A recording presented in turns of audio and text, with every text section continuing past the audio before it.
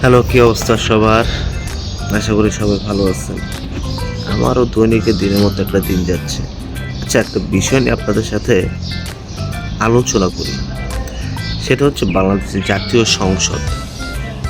দেখেন, বাংলাদেশের এবারকার জাতীয় সংসদে যারা শপথ গ্রহণ করতে গেছে, কেউ জামা, কেউ প্যান্ট, কেউ পাঞ্জাবি, আবার হাসনাত আবদুল্লাহ তো টি শার্ট পরে গেছে।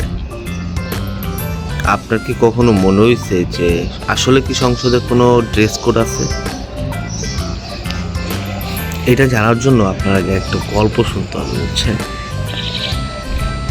এটা হচ্ছে 1970 সালের, মানে 71-এ যখন হয়, তখন সংসদ হয়, নির্বাচন হয়। তারপর যখন বঙ্গবন্ধু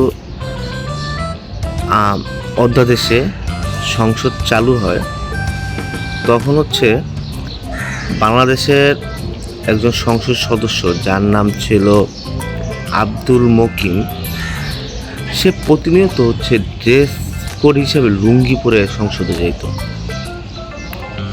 তো প্রতিনিয়ত লুঙ্গি পরে সংসদে যাওয়ার কারণে সবাই হচ্ছে তার উপরে খুব ক্ষিপ্ত যে উনি লুঙ্গি পরে কেন আসেন, লুঙ্গি পরা উচিত না সংসদে।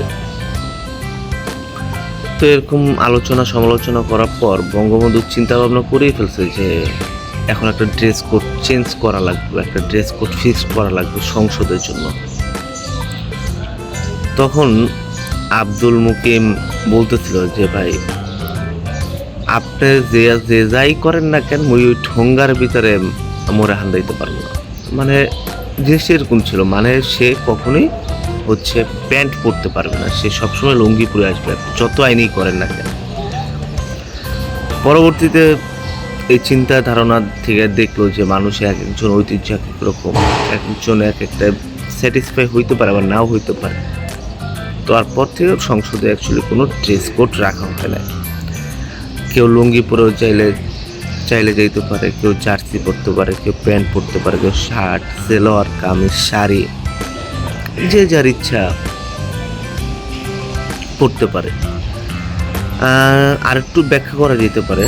দেখেন, অনেক জায়গায় যেমন অফিস, আদালত, স্কুলে, কলেজে ড্রেস কোড আছে, কিন্তু বাংলাদেশ সংসদ এবং কোনো সরকারি পোশাক, মানে সরকারি কোনো অফিসে কোনো ড্রেস কোড নাই, বা সরকারি কোনো নীতিতে আপনার কোনো ড্রেস কোড নাই।